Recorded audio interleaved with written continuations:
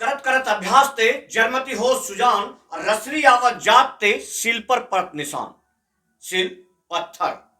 जिसके ऊपर रस्सी जैसे कोमल वस्तु से घर्षण से दाग पड़ता है, उस दाग को पड़ने में बहुत वक्त लगता है। और यही वजह है कि अगर सील पर एक बार पत्थर पर निशान पड़ जाए तो मिटता नहीं है कभी भी। और उस पत्थर पर घर्षण पर इस तरह का काट करने वाले कोई मनुष्य, वो भी हमेशा के लिए कभी मिटाए नहीं जा सकते हैं और कभी धूमिल नहीं होते हैं। जी हाँ, हर क्षेत्र की बात आप ना करें तो सिर्फ अगर विकास के क्षेत्र की बात करें तो बेगूसराय में मील का पत्थर साबित हुआ है बेगूसराय का एक प्रसिद्ध बांध, गुप्ता लखमनिया बांध। यानी कि आप छोटे से जो स्टिकर देख रहे बगल में, वो स्टिकर प्रगति यात्रा में आए हुए नीतीश कुमार जी के घोषणा के बाद से पथ परिवहन विभाग ने जारी किया है, जो कि गुप्ता लखमनिया बांध, जो कि साफ तौर पर इसमें लिखा हुआ है बीटीपीएस यानी कि बरौनी थर्मल पावर सेक्शन से लेकर के बरौनी थर्मल पावर चकिया से लेकर के लखमनिया तक, जो इसका नाम भी है गुप्ता लखमनिया बांध।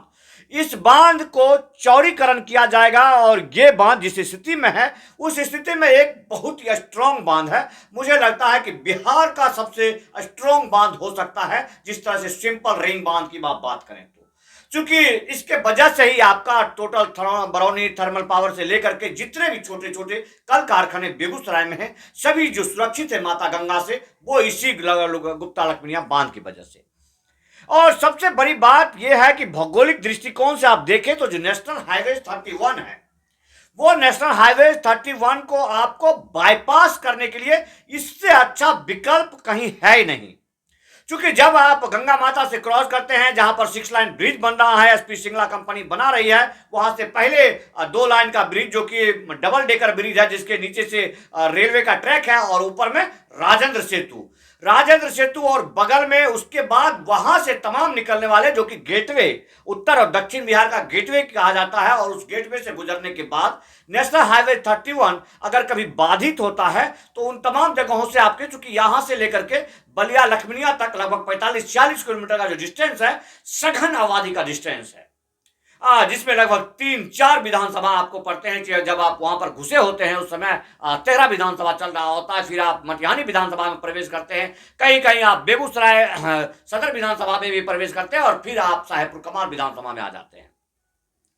मुझे लगता है आंशिक रूप से ही सदर विधानसभा का ही प्रवेश करता है, लेकिन साहेबपुर कमाल विधानसभा में लगभग 3-4 पंचायत जो है, मुझे लगता है अप्रॉक्सीमेट 10 किलोमीटर की जो डिस्टेंस है वो साहेबपुर कमाल विधानसभा में भी गुजरती है ये बांध। और उस बांध का चौड़ीकरण का नोटिफिकेशन आया है, जो कि काफी हद तक इस क्षेत्र के लोगों को एक समुचित विकास के ढांचे में ढालेगा। और यहाँ के तमाम लोगों को, उन लोगों को जो जिन्हें चकिया की तरफ जाना होता है, बरौनी की तरफ जाना होता है, हरदा जाना होता है, पटना जाता होता है, तो इनके पास विकल्प नहीं होता है, वो नेशनल हाईवे 31 को ही चुनते हैं। बीच के लोग जितने भी हैं वो सभी लोग सीधे इसी चकिया बांध से, गुप्ता लखमनिया चकिया बांध से सीधे के सीधे नेशनल हाईवे 31 जो कि बरौनी थर्मल पावर के पास चकिया में जाकर के सीधा ज्वाइंट हो जाएंगे नेशनल हाईवे 31 से। ना आपको बेगूसराय शहर का झमेला झेलना पड़ेगा, ना ही आपको 0 माइल जाना पड़ेगा, ना ही आपको बीहट का जो रूट, मतलब आपको जो घूम करके जो आपका नेशनल 31 आता है, उसका कोई झमेला नहीं होगा। अब ये कारनामा हुआ कैसे? इस कारनामे के लिए बहुत दिन से, जब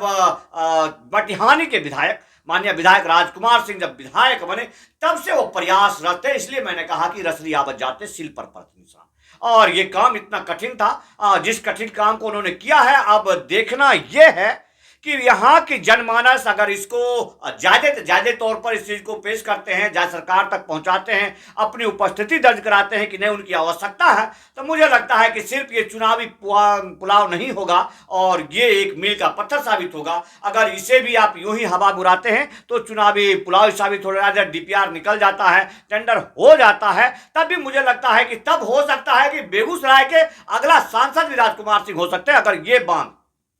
4 विधानसभा, जिसका बहुत ही लीडिंग पार्ट इस बांध से इफेक्टेड होता है। खगड़िया से आने वाले तमाम वो लोग जो लोग की जब कभी भी जाम की समस्या में फंसते हैं नेशनल हाईवे 31 में, कुछ भी सिंपल कुछ भी हो रहा होता है, तो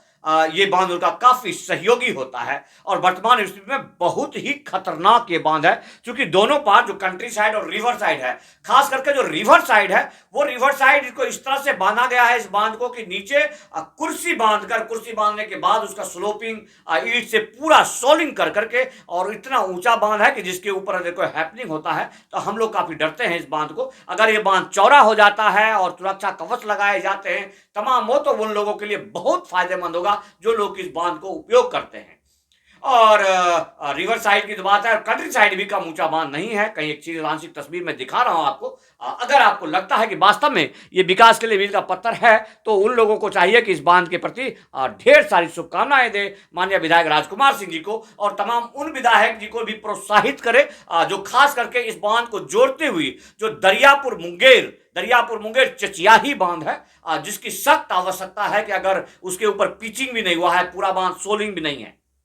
और वो आप रिंग कमान की बातें भी करते हैं, सिर्फ मतलब एक राजनीतिक होता है, लेकिन जो वास्तव में खांचा खींचा हुआ है, स्केच बना हुआ है जो आपके लिए, उसके ऊपर रंग भरने की सख्त आवश्यकता है। तो जो दरियापुर से लेकर के मुंगेर घाट तक जो चचियाही बांध है, उस बांध पर अगर ध्यान जाता है साहेबपुर कमाल विधानसभा के विधायक जी को, तो मुझे लगता है कि शायद वो भी जो अब तक उनके किए हुए या उनके पिताजी के किए हुए कुछ कार्य छूटे हुए हैं, उन सब पर पर्दा पड़ जाएगा और फिर वो भी इसी तरह से।